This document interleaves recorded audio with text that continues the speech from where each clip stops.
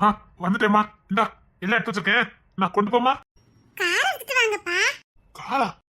நேத்து கூட சொன்னேனேப்பா, நாளைக்கு நான் ஸ்கூலுக்கு போகும்போது கார்ல தான் போவேன்னு.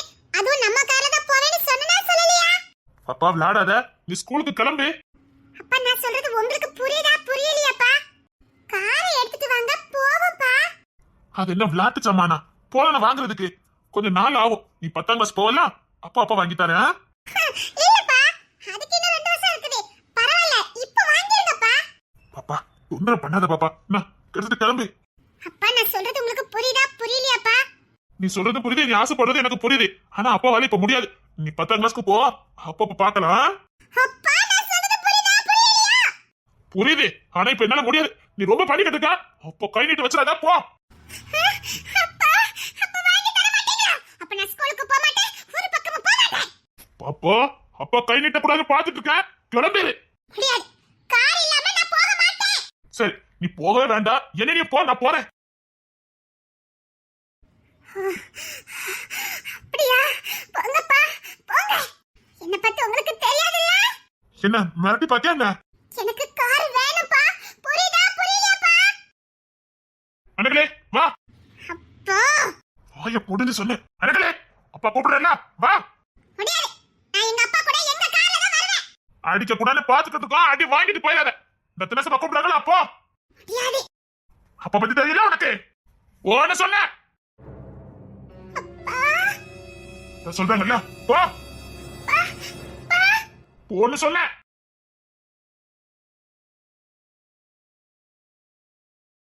இப்ப புரியுதா உங்களுக்கு?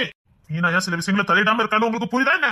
பிள்ளைங்களுக்கு காசு பணம் சேர்த்து வைக்கணும்னு நினைச்சா மட்டும் போதாது, அந்த குழந்தைங்களை நல்ல குணம் உள்ள பிள்ளைங்களாவும் வளர்க்கணும். கஷ்டம் நஷ்டம் எல்லாம் சொல்லி கொடுத்து வளர்க்கணும். அடுத்த காதாம்பரியா வளர்றதுக்கு நாமளே வலியுறுத்த கூடாது. பார்த்தல எப்படி பிடிவாதம் பிடிக்கான்னு பார்த்தல. இப்படியே போச்சுன்னா அவ எதிர்காலம் என்னத்துக்கு ஆகும்?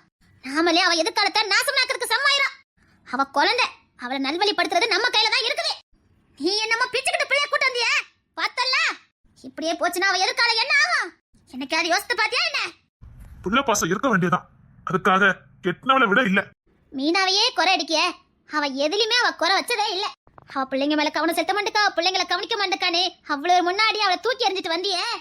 அவ ஏன் அப்படி பண்ணானு என்னைக்காவது நீ அவ கிட்ட கேட்டிருக்கியா? 4 பேர் முன்னாடி வச்சு கேட்டியே, என்னைக்காவது தனியா வச்சு கேட்டிருக்கியா நீ? எதுக்கு ஏன் கவனிக்க வேண்டாம்? டேய், அவ படிப்பறிவு இல்லாதவ. உன் பிள்ளைல நீ இங்கிலீஷ் கான்வென்ட்ல கொண்டு சேர்த்திருக்க. அது இத படிச்சிருக்காளா படிக்கலன்னு கூட விவரம் தெரியாம அம்மா இது என்னன்னு சொல்லி கொடுங்க, அது என்ன இது என்ன, இதுக்கு இங்கிலீஷ்ல என்ன, அது என்ன இது என்ன, இதுக்கு என்ன விட வரும்னு அவகிட்டயே கேட்காங்கடா. பிள்ளைங்க முன்னாடி அவமானப்பட்டுறவங்களுக்காக தான் படிக்காத விஷயத்த பிள்ளைகிட்ட மறைக்கல. தான் பெத்த பிள்ளைங்களுக்கு தாழ் மனப்பான்மை வந்துடக்கூடாது. நம்ம அம்மா படிக்கலையா, நம்ம அம்மாக்கு எதுவுமே தெரியாதானே உன் பிள்ளைல நினைச்சிடக்கூடாதுக்காக தான்டா அந்த படிப்பு விஷயத்துல அவ தலையிடவே மாட்டா. அதனால நம்ம வீட்டு பிள்ளைங்களுக்கு மீனா படிக்கலங்கிற விஷயமே தெரியாது. அவ எப்பேற்பட்ட பாதையை கடந்து வந்தாலும் உனக்குமா தெரியாது? மீனாக்கு ஸ்கூலை பத்தி என்னடா தெரியும்?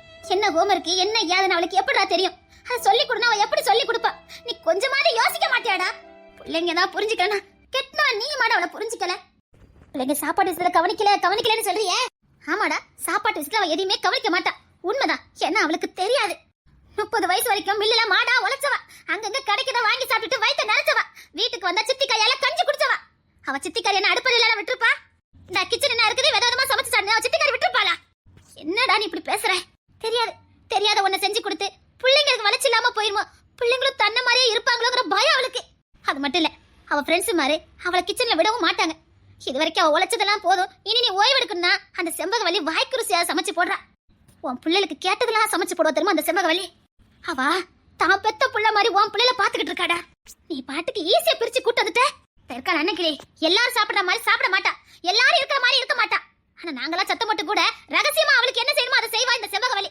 அவகிட்ட இருந்து பிள்ளை ஈஸியா பிரிச்சு கூட்டு வந்துட்ட. என்னமோ உங்களுக்கு மட்டும் தான் பிள்ளைங்க மேல அக்கறை இருக்க மாதிரி எதிர்காலத்துக்காக உழைக்கிறேன் எதிர்காலத்துக்காக ஓடுறேன்னு சொல்றீங்களே. உங்களுக்கு முன்னாடியே பிள்ளைங்களுக்கு என்ன செய்யணும் பார்த்து செஞ்சுக்கிட்டு தான் இருக்கா. நல்ல உறவுகளை சம்பாத்தியம் பண்ணி வச்சிருக்கா.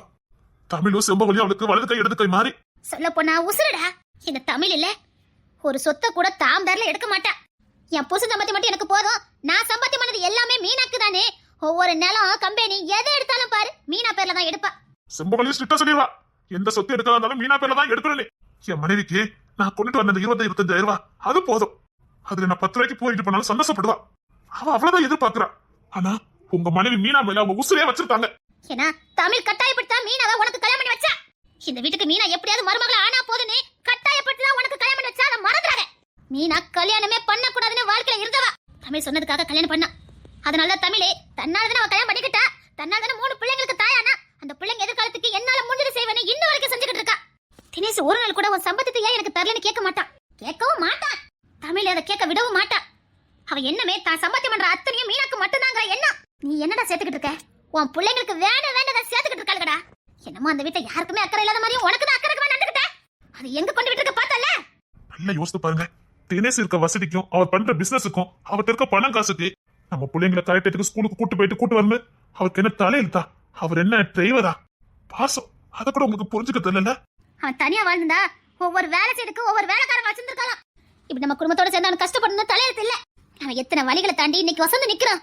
அத்தனை வழியில அவன் கூட இருந்தவன் தானே. தமிழ் நினைச்சிருந்தா இந்த வழியில நமக்கு எதுக்கு? புருஷன் கை நிறைய சம்பாத்தியம் பண்றான். தனியா போயிருக்கலாமே. போகல. ஏன் தெரியுமா? தான் பிள்ளைங்க எதிர்காலம். பிள்ளைங்களுக்கு எல்லா உறவும் கிடைக்கணும்னு நினைச்சா. தினேஷ் அப்படிதான் நினைச்சான். அதனாலதான் சுகபோகமான வாழ்க்கையை விட்டுட்டு இப்படி கூட்டு குடும்பத்தோட வாழ்ந்துட்டு இருக்காங்க. நம்ம குடுக்க சாப்பிட்டுக்கிட்டு குடும்பத்தோட குடும்பமா அன்னியமா சந்தோஷமா வாழ்ந்துட்டு இருக்காங்க.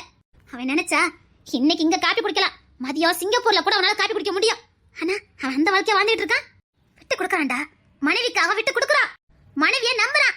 மனைவி செய்யறது சரியா இருக்கு நம்புறான். அதன்படி வாழ்ந்துகிட்டு இருக்கான். சந்தோஷமா இருக்கான். அவன் முகத்துல எவ்வளவு புன்னகை இருக்குது. உன் முகத்துல ஏன்டா இல்ல? அவன் மனைவி எவ்வளவு அழகா நேசிக்கிறான். தான் பிள்ளைகளை எந்த அளவுக்கு நேசிக்கிறான். தமிழ் என்ன பிள்ளைங்க மேல அக்கறையா இருக்கா? என்ன இருக்க முடியாது. அவளுக்கும் தெரியாது. அந்த பொறுப்பை தினேஷ் எடுத்துக்கிட்டா. அவனுக்கு தெரியும் தான் மனைவி படிப்பறிவு இல்லாதவா. அவளுக்கு இதை தலையிட முடியாது. அதை புரிஞ்சுக்கிட்டு நடக்கிறான் பாரு. அவன் தான்டா புருஷன். அதனால அந்த பையன்களுக்கு என்ன செய்யணும் யாது செய்யணும் பார்த்து பார்த்து செஞ்சுக்கிட்டு இருக்கான். அதுதான்டா அக்கறை. தமிழ் படிக்கல, தினேஷ பொறுப்பு எடுத்துக்கிட்டான். மீனா படிக்கல, நீ பொறுப்பு எடுத்துக்கிட்டியா? சொல்லு, நீ பொறுப்பு எடுத்துக்கிட்டியா? 4 பேருக்கு முன்னாடி அவளை அவமானப்படுத்திட்டு பிள்ளைய கூட்டிட்டு வந்துட்ட. டேய், மீனா குட்டி செம்பவொலி பிள்ளைங்க நல்லபடியா பாப்பாங்கடா. அவங்க தான் பெத்த பிள்ளையா பாத்துட்டு இருக்காங்க. ஒருத்தி சமையல பாத்துக்கிட்டானா ஒருத்தி பிள்ளைங்களை கண்ணுங்கத்துமா கவனிக்கிறா. கூட்டு குடும்பத்துல ஏற்ற தாழ்வு இருக்கதாண்டா செய்யும். அதெல்லாம் அனுசரிச்சு போனாதான் கூட்டு குடும்ப வாழ்க்கையில நிலைச்சு நிக்க முடியும். எங்க இருந்து வந்த பிள்ளைங்க கூட அனுசரிச்சு போறாங்கடா. ஏன்டா இப்படி பண்ணிக்கிட்டு இருக்கீங்க? ஒழுங்கா பிள்ளைய கூட்டிட்டாங்க வா. மீனா கிட்ட மன்னிப்பு கேளு.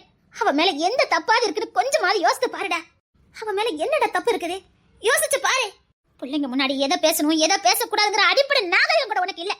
அந்த பக்கத்து தப்பா கூட பைக்ல போனதை நீ சொல்லி காட்டின. அவ 4 பேர் முன்னாடி சொல்லி காட்டிட்டு இருக்காடா. அவ வயசு என்னடா? நீ சொன்ன மாதிரியே சொல்லிக்கிட்டு இருக்கா. அப்ப உன் மனைவியை நீ கேவலப்படுத்துற அப்படித்தானே? அது அவளுக்கு எவ்வளவு வேதனையை கொடுத்துருக்கோ யோசித்து பாரு. எப்படி உடைஞ்சு போயிருப்பா. உன் மனசாட்சி தொட்டு சொல்லு. அவ அப்படிப்பட்ட பொண்ணா? அவ மேல உனக்கு சந்தேகம் வரலாமாடா? டேய் சொல்லு. அப்படி மனம் போல வாழ நினைச்சா 30 வயசு வரைக்கும் அவன் முதிர்கனியா இருந்திருக்குன்னு அவசியமே இல்லையடா. நீ வெட்டி காதலிச்ச உடனே உன் கரம் பிடிச்சிருக்கலாமே. உன்னை ஏத்துக்கிட்டாவா? அவன் வாழாத வாழ்க்கைய வாழணும்னு நினைக்கிறாடா. அவ கிட்ட பழகுற எல்லாருக்குமே அவளை பிடிக்குது. கொஞ்ச நாள் பழகின பையில கூட அக்கான்னு உசுர கொடுக்கானுவ. மைனி அண்ணின்னு கிண்டல் பண்ணல, அக்கானுவ வார்த்தை தானடா சொல்றானுவ. அப்ப அவ எந்த அளவுக்கு பழகுவா, எந்த அளவுக்கு அன்பு செலுத்துறான்னு பாத்துக்க. அவ காட்டுற பாசத்துல மட்டும் நீ கரை கண்டுபிடிக்காதடா. அவ பிறருக்கு வர வழிய தான் வழியா உணர்றா. அதுதாண்டா அவ செய்யற தப்பு. அதுதானே உனக்கு உறுதி இருக்கு. ரோட்ட போய் அழுதுனா தான் தம்பியே அழுத மாதிரி உணர்றா. ரோட்ல ஒரு வயசானவர் போனா தான் பெத்தவரா பாக்குறா. அதுல போய் அசிங்கத்தை கண்டுபிடிக்கிற. நான் உண்மை சொல்லிட்டா. அவளை எனக்கு தங்கத்துல கிடைச்சதுக்கு அப்புறம் தான் எனக்கு வாழ்க்கையில ஒரு பிடிமானம். நான் வீட்டுக்குள்ள நுழையும் போது என்ன அப்படின்னு ஒரு வார்த்தை சொல்லுவா பாரு, அடி வைத்து அழுக வரும்டா. இந்த வீட்டுல நம்மள தேடுறதுக்கும் ஒரு ஜீவன் இருக்குன்னு ஒரு எண்ணம் வரும். என் மனைவி நான் குறை சொல்லல, வருவா என்னங்கன்ட்டு வருவா. ஆனா அதுக்கு முன்னாடி என் பயிற்சி சத்தத்தை கேட்டு என்னன்ட்டு வருவா பாரு. அவ பாசக்காரிடா. நீ உன் மனைவி விட்டு பிரிஞ்சு வந்துட்டேனே. மீனா ஒத்தே தனியா இருப்பாளேனே. இவனுக்கு மனைவி பிள்ளைட்டே சேரல. அது தெரியுமா உனக்கு? ஒரு வாரமா வீட்டுக்கே வராம கிடந்தானுங்க. ஏன் எதுக்கு வராமன்னு விசாரிச்ச பார்த்தா தெரியுது. மீனாவே அப்படி இருக்கும்போது எங்களுக்கு என்ன சந்தோஷம், எங்களுக்கு என்ன மனைவி பிள்ளையோட சந்தோஷம்னு ஒதுங்கி இருக்கானுங்க. இப்பேற்பட்ட உறவுகளை விட்டுட்டு நீங்க இருந்து வாழ்ந்துட்டு இருக்க. தேடி போனாலும் உன் கூடயே பிறந்ததாலும் இப்பேற்பட்ட உறவுகளை பார்க்க முடியாது.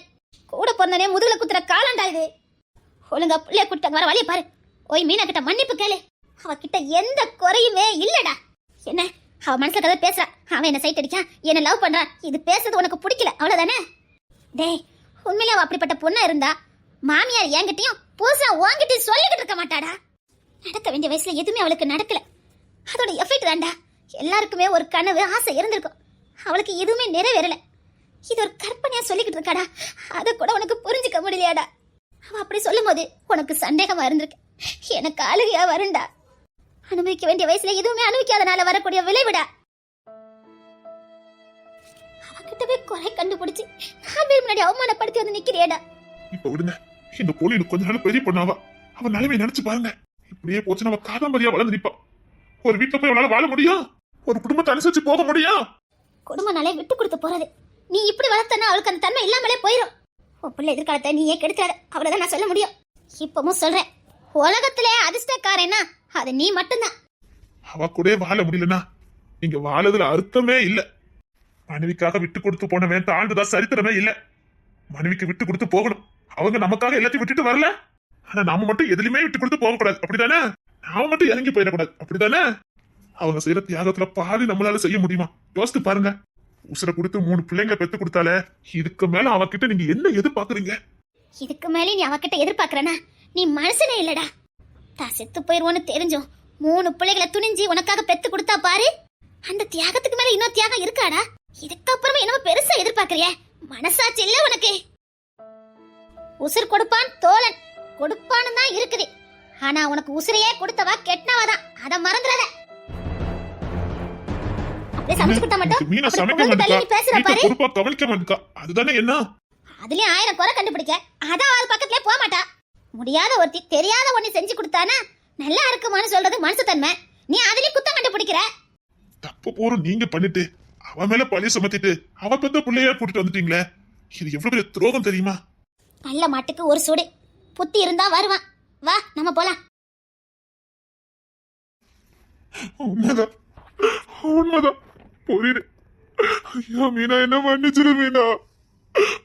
பாவனி உன்னை எவ்வளவு கொடுமைப்படுத்தி இருக்க. ஐயோ பாவம், முடியாதவள கட்டாயப்படுத்திருக்கேன். நீ சிரிச்சது தானே என் கண்ணை உறுத்தி இருக்கு. நீ சந்தோஷமா இருக்கதானே எனக்கு உறுத்தி இருக்கு.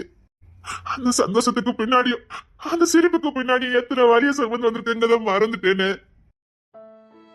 இல்ல, இதுக்கப்புறம் நான் கேட்க மாட்டேன். என் மீனை கால விழுந்து நான் மன்னிப்பு கேட்க போறேன்.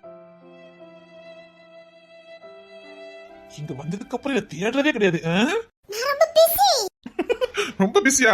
என்ன பிஸி? அது சொல்ல முடியாது. ஏகப்பட்ட வேலை. என்ன மைக்கு ரெக்கார்ட் தைமா அலைஞ்சதா கேள்விப்பட்டேன். யார் சொன்னா? யார் சொல்லுவா? எங்க புள்ளையிலதான். அட கிஸ்ஸ சொல்லி கொடுத்தேனா? அவ இல்ல. மதனா? அப்பா திருப்பி தான் சொன்னானுங்க. சித்தி எல்லாரும் மைக்கு கையுமா அலைதாங்க சித்தப்பான்னு. அவனுங்களுக்கு இருக்கட்டும். இன்னைக்கு அவனுக்கு நான் மேக்ஸ் சொல்லி கொடுக்க மாட்டேன். போங்க. அம்மா எதுக்கு 2 நாள் என்ன பார்க்க வரல? ஆட ரொம்ப பிஸியா இருந்தீங்களாமே. ஐயோ ஆமாங்க, ரொம்ப பிஸிங்க. ஒண்ணா என்ன எனக்கு தேடிச்சு. அதான் அம்மையார் வந்தோன்னே அதுக்காக. ஏ தேர்மலி. இல்ல இல்ல, நான் இப்பதான் உன்னை பார்க்க வந்திருக்கேன். இந்த பாரு, நானே 2 நாள் லீவ் கழிச்சு நீங்க வந்திருக்கேன். எங்க போக கூட சொல்லிட்டேன். ஏ தேர்மலி வந்துட்டேன். தேர்மலி சும்மா இருங்க. என்ன ரேஷன் கடைக்கு போறதுன்னா போடல என்ன? போறேன். ரேஷன் கடைக்கா? எதுக்கு? குடும்பஸ்தர்கள் போணும், இல்லனா கேன்சல் பண்ணிடுவாங்க. நான் மீனாட்ட மீனாக்குட்டி இதெல்லாம் போறதா இருந்தது. அம்மா நீ எப்படா வந்த? இப்பதான். சரி, அவ மீனாக்குட்டி போ சொல்லுங்க. எப்படி பத்தி எங்க அம்மா? அதான் எங்க அம்மாங்கறி. உண்மைதான், நல்ல அம்மாதான். புள்ள சந்தோஷமா முக்கியம் நினைக்கிறாங்கல்ல, நல்ல அம்மாதான். புரிஞ்சுக்கிட்டாங்க பாருங்களே. அதான் எங்க அம்மா. ஏமா மீனாக்குட்டி, மீனா நான் என்ன போட்டு மாட்டா? என்ன? இல்ல திருமலி, வீட்ல வேலை கிடக்கே, நீ வீட்ல இரு. பாத்தியா? சும்மா தாங்க செக் பண்ணி பார்த்தேன். அதான் எங்க அம்மாங்கறி. எங்க அம்மாக்கு நம்மளுடைய எல்லா உணர்வுகள் உணர்ச்சிகள் எல்லாமே புரியும். உண்மைதான். போவாமா ரேஷன் கடைக்கு, ஊரெல்லாம் சுத்திக்கிட்டு போவோமா, போவோமா ரேஷன் கடைக்கு, ஊருக்குள்ள சுத்திக்கிட்டு வத்தி போன ஆறும் குளு குளுவன அறையில் கொஞ்சி கொஞ்சி விளையாடிய மீனாக்குட்டி. வெயில் ஒத்துக்குமா? சிலு சிலுவன அடிக்கும் இந்த காத்து வீட்டுக்குள்ள அடிக்க